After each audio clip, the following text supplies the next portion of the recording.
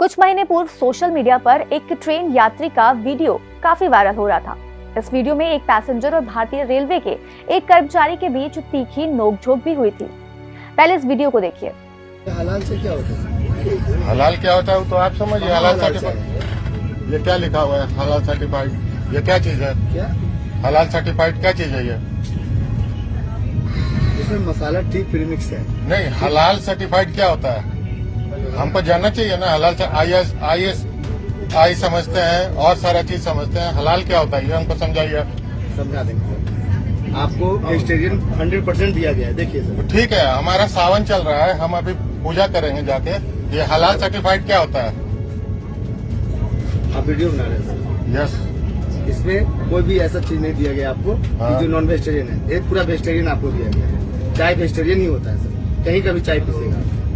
ये हलाल सर्टिफिकेशन आप क्या इसको होता आप है? रखिए, FSSAI समझ में आता है, सारा E-T2 समझ में आता है, PDF समझ में आता है। हलाल क्या होता है? देखिए सर, यहाँ वेजिटेरियन का मार्क लगा हुआ है। ठीक है, प्योर वेज है सर, प्योर वेज है। आप आइंदा से ख्याल रखिए। हमारा सेंटिमेंट है, रिलीजियस Pure veg सेंटिमेंट है। इस तरह का सर्टिफिकेशन किसी का रिलीजियस ये प्योर वेज चाय है सर। रिलीजियस सर्टिफिकेशन हमको नहीं चाहिए।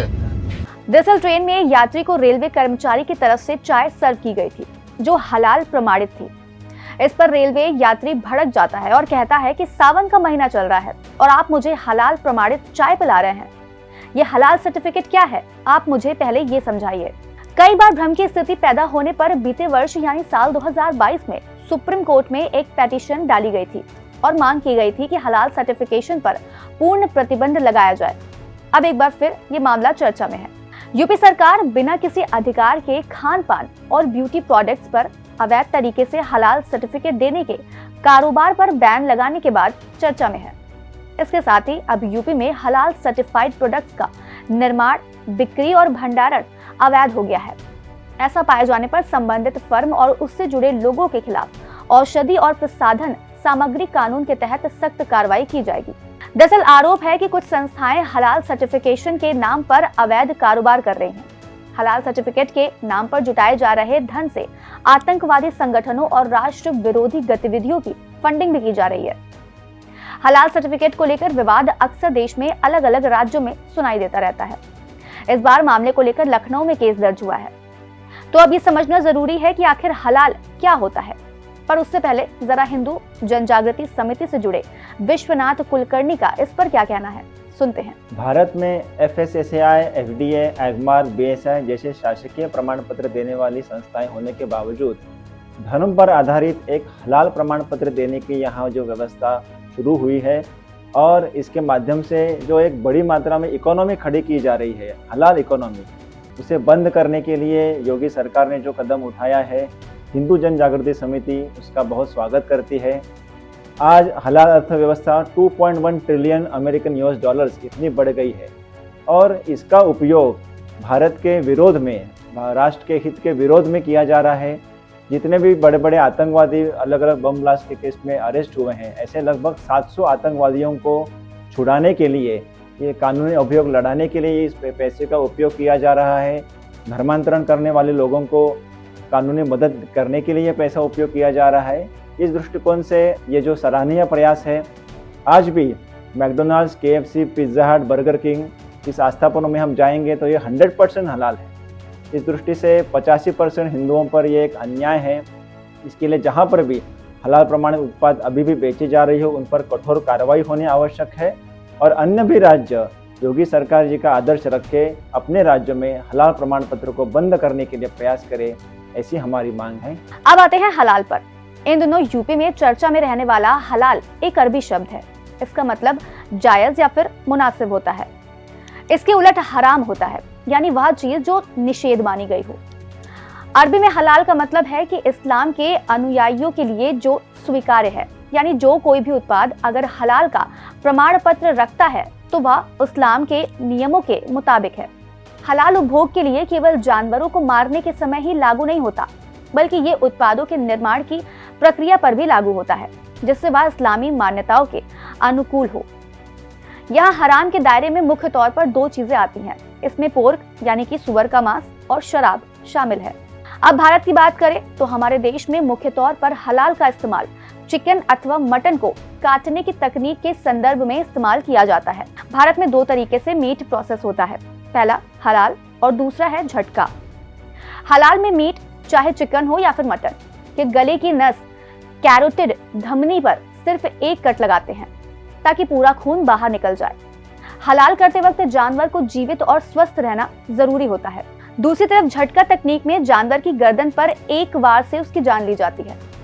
हलाल गाइडलाइन को ध्यान में रखते हुए जब जानवर को मारना होता है तो तेज धार वाली छुरी का इस्तेमाल गले के आगे चीरा लगाने के लिए किया जाता है।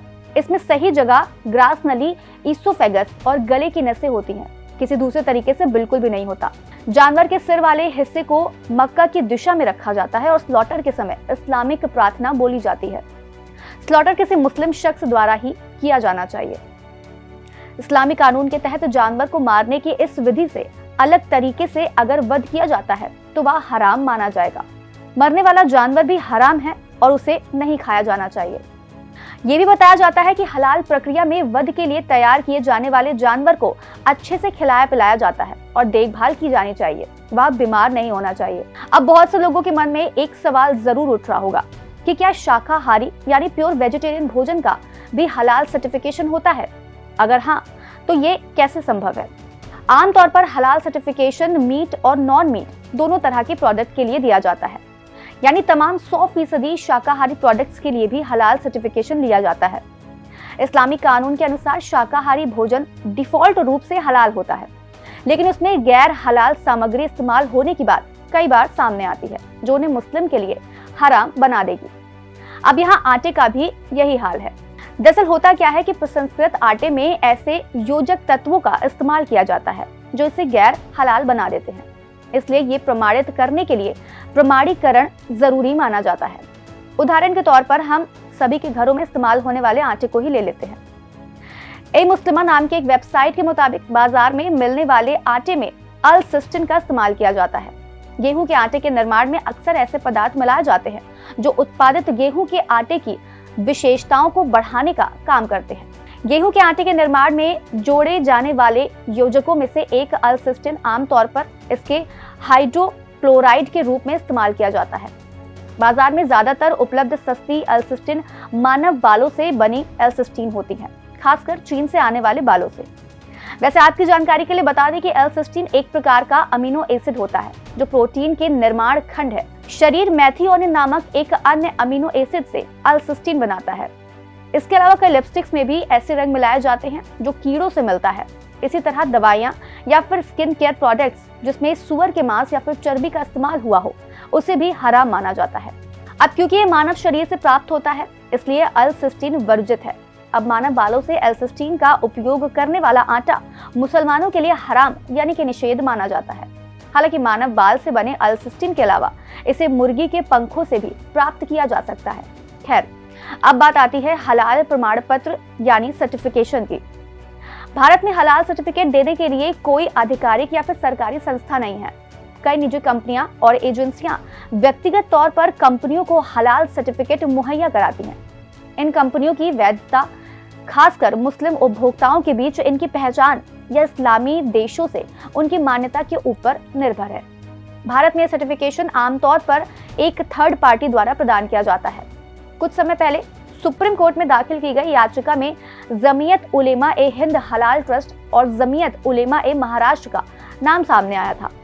वैसे भारत में इसके लिए कोई कानूनी प्राधिकरण नहीं है, जबकि अरब देशों में मजिस्ट्रेट हलाल सर्टिफिकेट जारी करते हैं। इन्हीं में से एक जमीयत हलाल ट्रस्ट ने योगी सरकार के फैसले के खिलाफ सुप्रीम कोर्ट जाने की बात कही है। ट्रस्ट का कहना है कि हलाल प्रमाणित उत्पादों की वैश्विक मांग मजबूत है और भारतीय कंपनियों के लिए ऐसा प्रमाणीकरण प्राप्त करना अनिवार्य है। ये तथ्य वाणिज्य मंत्रालय द्वारा समर्थित है। अब जरा हाल के मामले को समझ लेते हैं। हजरतगंज थाने में भारतीय दंड संहिता की धारा 120B यानी आपराधिक षड्यंत्र का अपराध, 153A धर्म के आधार पर विभिन्न समूहों के बीच वैमनस्यता को बढ़ावा देने, 298 धार्मिक भावनाएं आहत करने के इरादे से शब्द आदि कहना, 384 फिरौती, 420 धोखाधड़ी, 471 फर्जी दस्तावेजों को असली जैसा उपयोग करना और 505 लोगों को बेवकूफ बनाने वाला बयान के तहत दर्ज किया गया है। बताया गया है कि Halal India private limited Chennai, Jamiat Ulema Hind Halal trust Delhi, Halal council of India Mumbai, Jamiat Ulema Maharashtra Mumbai के खिलाफ एफआईआर दर्ज की गई है। आरोप है कि ये कंपनियां और संगठन न केवल मुनाफे के लिए बल्कि सामाजिक वैमनस्यता बढ़ाते हुए फर्जी प्रमाण पत्र तैयार कर रहे हैं और हलाल प्रमाण पत्र जारी कर रहे हैं। हालांकि प्रदेश सरकार के हलाल सर्टिफिकेट उत्पादों पर रोक के बाद अधिकारी हरकत में आ गए। प्रदेश की राजधानी लखनऊ में सहारागंज मॉल सहित कई जिलों में अधिकारी छापेमारी कर रहे हैं। कानपुर, लखनऊ, सहारनपुर और बिजनौर में टीमों का गठन कर बाजारों में उत्पादों की जांच की जा रही है। हालांकि यूपी के सहारनपुर जिले में इसके खिलाफ कार्रवाई तेज कर दी गई है। मामले में प्रदेश सरकार से निर्देश मिलने के बाद सहारनपुर जिला प्रशासन ने हलाल सर्टिफिकेट वाले प्रोडक्ट की जांच करने के लिए एक टीम का गठन किया है। सहारनपुर डीएम डॉक्टर दिनेश चंद्र सिंह ने बताया कि जिले के सभी एसडीएम और खाद्य सुरक्षा विभाग के साथ साथ औषधि विभाग के 14 अधिकारियों की टीम को हलाल सर्टिफिकेट वाले उत्पादों की जांच के लिए निर्देशित किया गया है। सहारनपुर जिले के मॉल, रेस्टोरेंट और दवाई की दुकानों के साथ साथ अन्य दुकानों की भी जांच की जा रही है। आज इस कार्यक्रम में इतना ही। हम फिर मिलेंगे कुछ नई जानकारी के साथ। तब तक के लिए आप देखते रहें और करते रहें बातें यूपी की।